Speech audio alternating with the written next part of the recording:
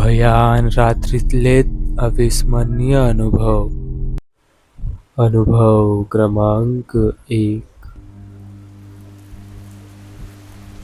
रात्रीचे 11:30 वाजले होते.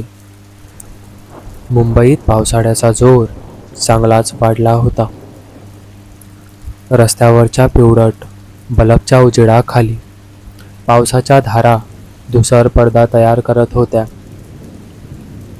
कुर्ला स्टेशनवरच्या प्लॅटफॉर्मवर पाण्याचे छोटे छोटे डबके झाले होते आणि वरून छप्परातून थेंब थेंब पाणी टपटपत होतं. संपूर्ण दिवस ऑफिसमध्ये काम करून मी थकलो होतो. पोटात भूक, डोक्यात थकवा आणि मनात फक्त एकच विचार, लवकरात लवकर घरी पोहोचायचं. भांडुपला जाणारी स्लो ट्रेन मिळाली. प्लॅटफॉर्म जवळजवळ रिकामा होता.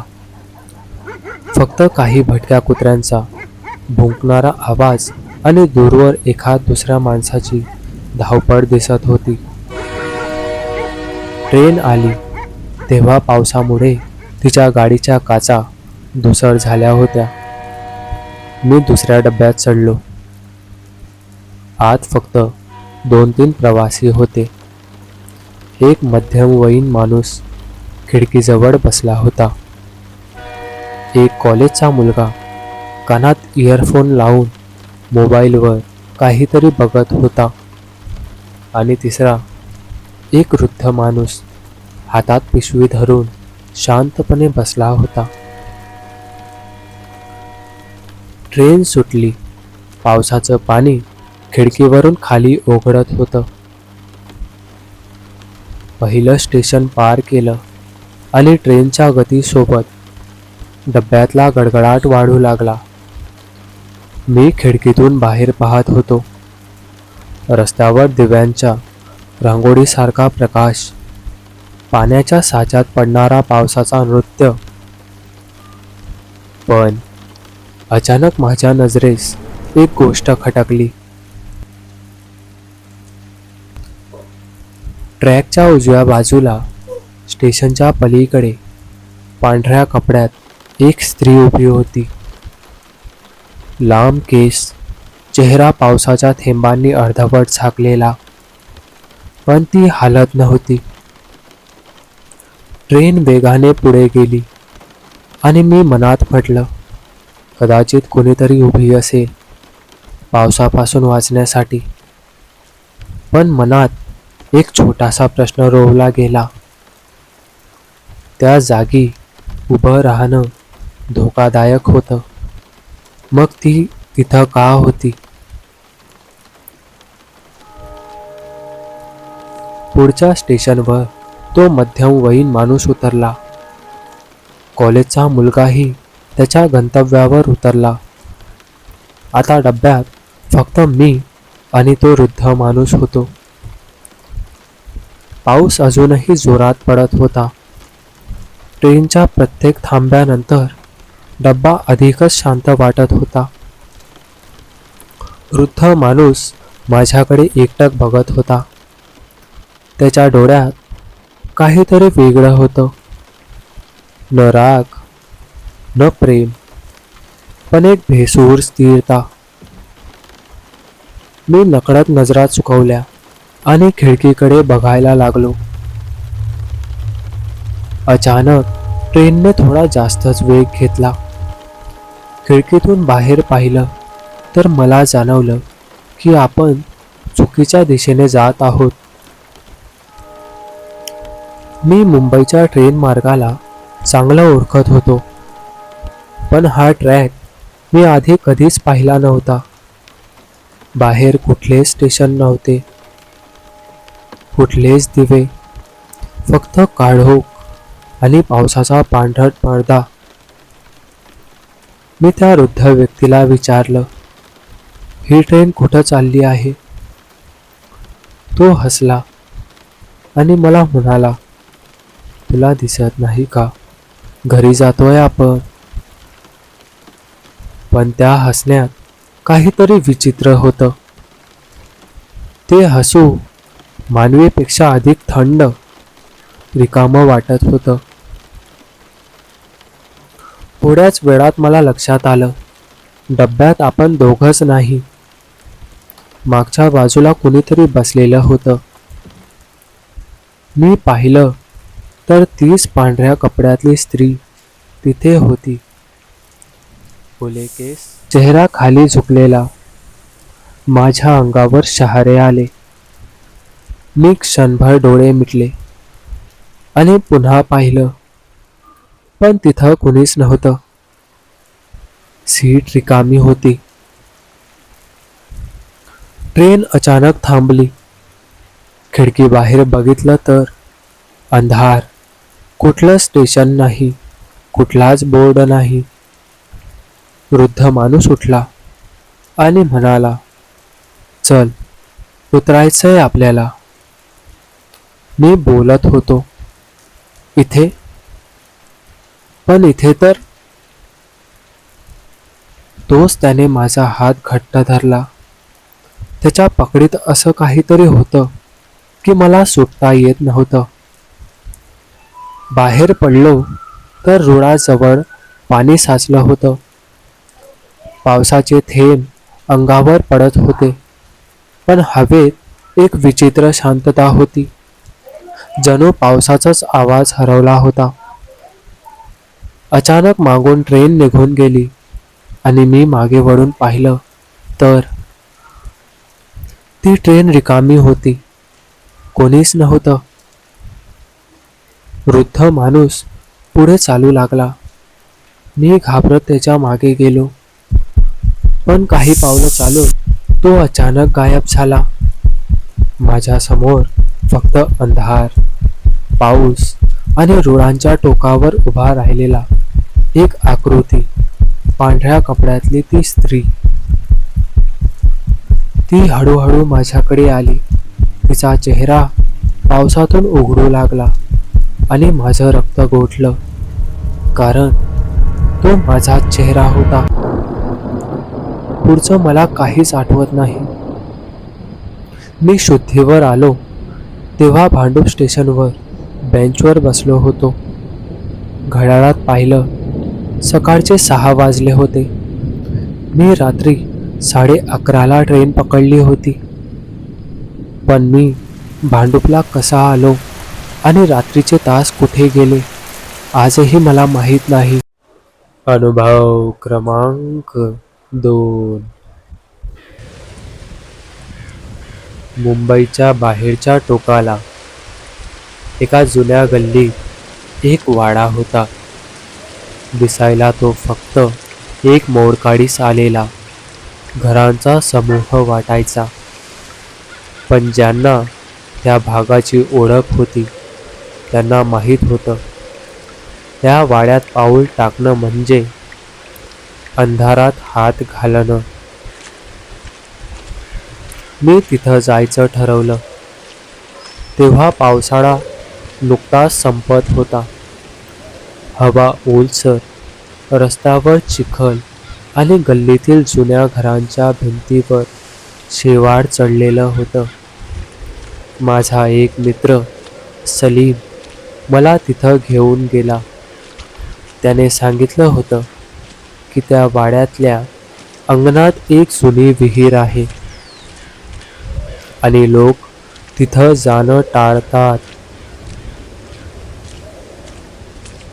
मी आत पाऊल टाकल्यावर पहिली गोष्ट जाणवली ती म्हणजे शांतता. मुंबईत जिथे नेहमी हॉर्न, गाड्यांचा आवाज, लोकांची बोलणी ऐकू येतात, तिथं मात्र जणू वेळच थांबलेला होता. वाड्यातल्या घरांची दारं बंद होती. खिडक्यांना मोडकाडीस आलेले पडदे आणि जमिनीवर पडलेल्या पानांवर कोणाचं पाऊल सुद्धा नाही. सलीमने हळू आवाजात सांगितलं, ही विहीर 100 वर्षापूर्वीची आहे. इथं एक बाई पडून मेल्या आणि त्यानंतर पासून इथं काहीतरी दिसतं. मी हसून म्हटलं, दिसतं म्हणजे काय? त्याने उत्तर दिलं, ज्यांनी पाहिलं ते दुसऱ्या दिवशी उठलेच नाहीत. अंगणाच्या मध्यभागी ती विहीर होती. चौथऱ्यावर शेवाळ, लोखंडी जाळी गंजलेली आणि भोवती लालसर विटांचा घेर. मी जवळ गेलो तर आतून थंडगार वाऱ्याची झुळूक आली, पण त्या वाऱ्याबरोबर एक कुजलेल्या पाण्याचा वास. जणू काही आत काहीतरी सडलेलं होतं. मी कुतूहलाने जाळीतून आत डोकावलं. काळोखाखाली पाणी चमकत होतं आणि त्या पाण्यात जणू काही हालचाल झाली. सलीम माझा हात धरून, पाहू नकोस जास्त वेळ. मी त्याला विचारलं, का रे? असं म्हणतात, नजर मिळाली की ते वर येतं. आम्ही तिथे उभे असतानाच आतून असा आवाज आला, जणू कोणी लोखंडावर नख आपटत होतं. मी थक्क होऊन ऐकत होतो आणि हळूहळू त्या आवाजासोबत एक बाईचा रडण्याचा स्वर आला. कुणीतरी खाली आहे का? मी हळू आवाजात म्हटलं. पण सलीमने माझ्याकडे रागाने पाहिलं. असा प्रश्न विचारायचा नाही, तुला माहिती नाही, पण ते ऐकतंय. अचानक पाण्याच्या पृष्ठभागावर काहीतरी वर आलं. पहिल्यांदा मला वाटलं एखादं कापड असेल, पण ते हलू लागलं. पांढरट रंगाचा चेहरा, डोळे पोकळ, ओले केस चेहऱ्यावर चिकटलेले. ती एक बाई होती. तिचं तोंड उघडं आणि आत काळोख. मी जागच्या जागी गोठलो. ती माझ्याकडे बघत होती, पाण्याखालून नजर न हलवता. सलीम ओरडला, चल इथून, आणि माझा हात धरून मला मागे ओढलं. पण माझं पाऊल जणू जमिनीला खिळलं होतं. अचानक माझ्या पायाला काहीतरी स्पर्श झालं. पाण्यातून एक बर्फासारखा थंड हात वर येऊन माझ्या घोट्याला घट्ट पकडून बसला. मी घाबरून खाली पाहिलं. तो हात त्या बाईचाच होता.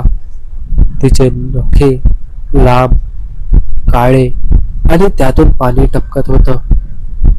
मी ओरडलो, सलीम, सोडव मला. तो माझ्या कमरेला पकडून जोरात मागे ओढू लागला. हात सुटला, पण त्या हाताच्या पकडीने माझ्या पायावर निळसर व्रण उमटले. आम्ही वाड्यातून धावत बाहेर पडलो. बाहेर आलो तेव्हा पाऊस सुरू झाला होता. सलीम दम घेत म्हणाला, मी तुला सांगितलं होतं ना, तिकडे पाहू नकोस म्हणून. घरी आल्यावर मी पाय धुवायला गेलो, पण पाणी जणू त्या व्रणावर शिरतच नव्हतं. आणि रात्री झोपताना मला पाण्याचा थेंबाचा आवाज ऐकू येत होता, अगदी कानाजवळून. दुसऱ्या दिवशी सकाळी सलीमचा फोन आला नाही. मी त्याच्या घरी गेलो तर कळलं तो रात्री झोपेत बुडाल्यासारखा गेला होता. डॉक्टर म्हणाले श्वास गुदमरून मेला.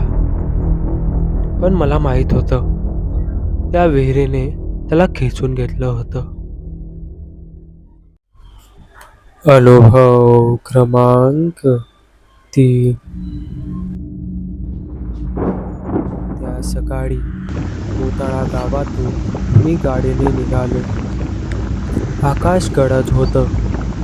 ढग जणू एकमेकांना चिडून पाऊस काढतील की काय असं वाटत होतं. रस्त्याच्या कडेला ओल्या गवतावरून पाणी टपकायचं.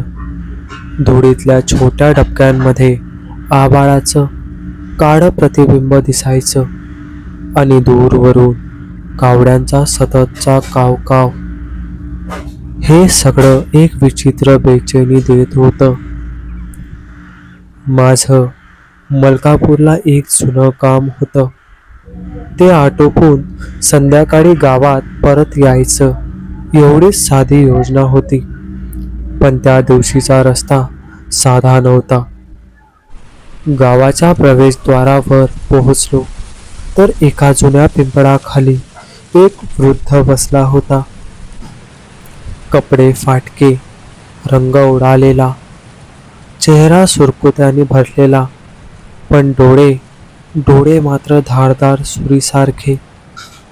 मी गाडी हळू केली तर त्याने हात वर केला. सूर्य मावळाच्या आधी इथून बाहेर पडा, नाहीतर रस्ता तसाच राहत नाही.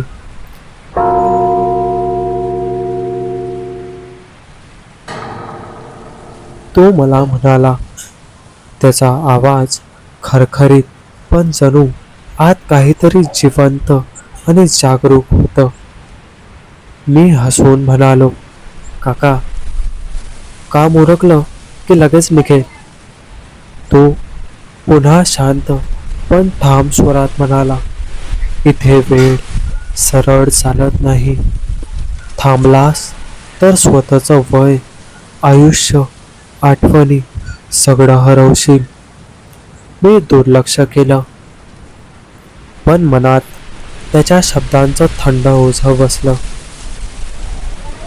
काम संपवून परत निघालो तेव्हा 6:30 वाजत होते. आकाशात सूर्य लपून बसला होता. ढगांनी प्रकाश गिळला होता. रस्त्यावर वर्दळ नाही, फक्त वारा आणि दूरवर झाडं हलताना येणारा किरकिर आवाज. काही मैल गेल्यावर अचानक उजव्या बाजूला एक फाटा दिसला.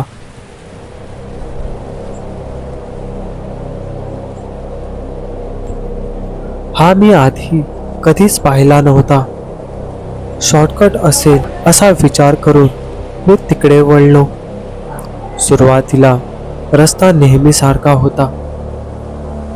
मग विजेचं खांब दिसेनासं झाले. घरं गायब झाली. दोन्ही बाजूंना उंच गवत, मध्ये धुक्याची भिंत आणि कुठून तरी थंड ओलसर वारा.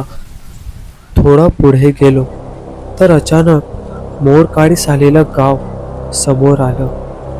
खिडक्या अर्धवट तुटलेल्या, भिंतीवर शैवाल आणि हवा इतकी स्थिर की माझ्या श्वासाचा आवाजही मोठा वाटू लागला.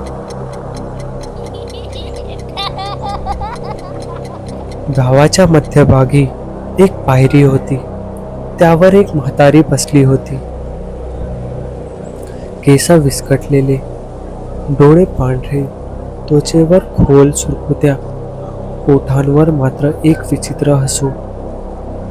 ती हळू आवाजात विचारते, रस्ता चुकलास का भाडा? मी मान डोलावली. ती म्हणाली, हे गाव नकाशावर नाही आणि इथली वेळ सरळ जात नाही. इथून बाहेर पडायचं असेल तर कोणीतरी सोबत हवं. मी मागे वळून पाहिलं तर काही गावकरी माझ्याकडे बघत उभे होते. त्याच्यात एक म्हातारा.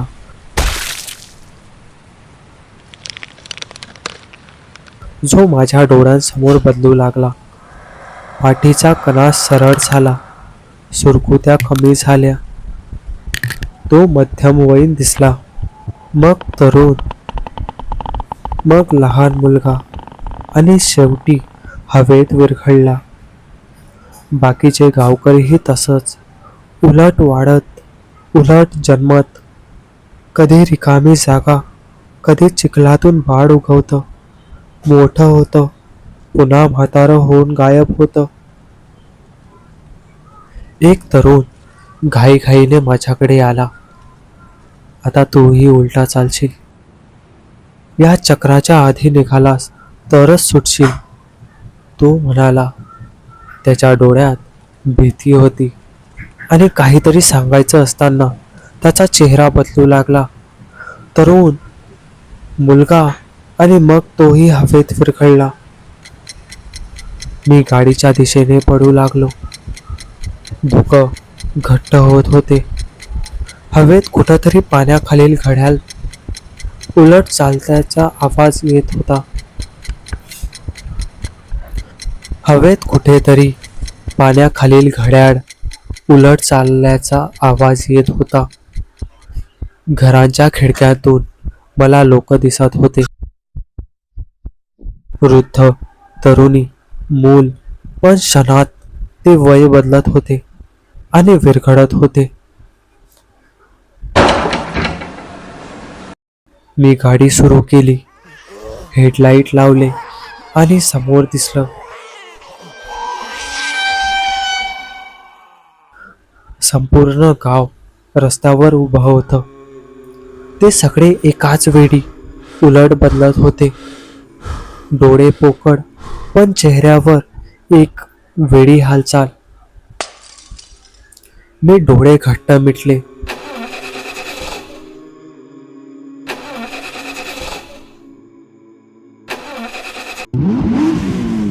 आणि एक्सिलेटरवर पाय दिला. काही क्षणांनी मुख्य रस्त्यावर आलो. मागे पाहिलं.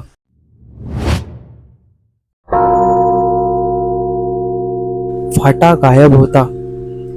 मोताळ्यात परतल्यावर गावकऱ्यांना विचारलं. एक वृद्ध शांतपणे म्हणाला, मलकापूरचा जुना भाग पुरात गेला. जे वाचले नाहीत त्यांची वेळ उलटी झाली. ते कधीच मरणार नाहीत, पण कधीच जगणारही नाहीत. फक्त जन्म मृत्यूचा उलट प्रवासात अडकलेत.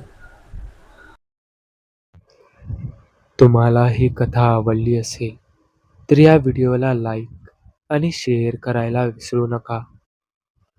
जर तुम्ही आपल्या चॅनलवर नवीन असाल तर आपल्या चॅनलला सबस्क्राईब नक्की करा आणि बेल आयकॉनवर क्लिक करा, म्हणजे तुम्हाला पुढील येणाऱ्या व्हिडिओचे नोटिफिकेशन लगेच मिळतील.